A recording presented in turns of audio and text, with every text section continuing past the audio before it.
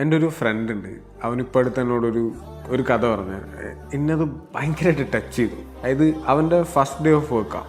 അപ്പോൾ അവൻ വീട്ടിൽ നിന്ന് ഇറങ്ങുന്നത് തന്നെ അത്യാവശ്യം നല്ല ലേറ്റ് ആയിട്ടാണ് അവൻ വീട്ടിൽ നിന്ന് ഇറങ്ങുന്നത്. അപ്പോൾ ഓടിക്കതച്ച് പിടിച്ച് എങ്ങനെയൊക്കെയോ ഒരു ബസ്സിലെല്ലാം പിടിച്ച് കയറി. ബസ്സിലാണെങ്കിൽ ഭയങ്കര തിരക്കാണ്. ഭയങ്കര തിരക്കിൻ്റെ ഇടയിൽ അവൻ എങ്ങനെയൊക്കെയോ ഇങ്ങനെ ഒരു പിടുത്തം കിട്ടി ഇങ്ങനെ നിൽക്കുക. ആ സമയത്ത് അവനൊരു പെർഫ്യൂമിൻ്റെ സ്മെല്ല് കിട്ടി.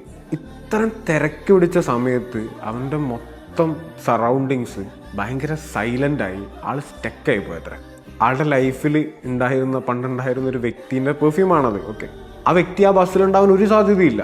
ആ ഒരു ജിയോഗ്രഫിക്കൽ ഏരിയയിലേ ഉണ്ടാവാനുള്ള സാധ്യതയില്ല. പക്ഷെ അവൻ ആളെങ്ങനെ തെരഞ്ഞുകൊണ്ട് നിൽക്കുക സ്റ്റക്കായിട്ട്, എന്താ ചെയ്യേണ്ടതെന്നറിയാതെ. അങ്ങനെ അന്ന് അവന് ബസ്സിൽ നിന്ന് ഇറങ്ങിയിട്ടും അവനും വൃത്തിക്ക് ആ ഒരു തിടുക്കത്തിലൊന്നും വർക്കിലെത്താൻ പറ്റാതെ അവനന്ന് ലേറ്റായി പോയി. ഞാൻ ആലോചിക്കുന്ന സംഗതി വെച്ചിട്ടുണ്ടെങ്കിൽ മനുഷ്യന്മാരെ ആലോചിക്കാൻ മെല്ലിൻ്റെ അപ്പുറത്തേക്ക് വേറെ എന്തെങ്കിലും സംഗതി ഉണ്ടോ? മേ ബി അതുകൊണ്ടൊക്കെ ആയിരിക്കും നമ്മുടെ യൂസുഫ് ഭായിൻ്റെ അടുത്ത് ആൾക്കാർ, മരിച്ചുപോയ ആൾക്കാരുടെ ഷർട്ടെല്ലാം കൊണ്ടു കൊടുത്തിട്ട് ആളുടെ സ്മെല്ലുള്ള പെർഫ്യൂം ക്രിയേറ്റ് ചെയ്ത് തരാൻ പറ്റുമോ എന്നൊക്കെ ചോദിക്കുന്നത്. നമുക്കൊരാൾ ഓർക്കണമെന്നുണ്ടെങ്കിൽ അയാളുടെ മണത്തിൻ്റെ അപ്പുറത്തേക്ക് നമുക്കൊന്നും ആവശ്യമില്ല.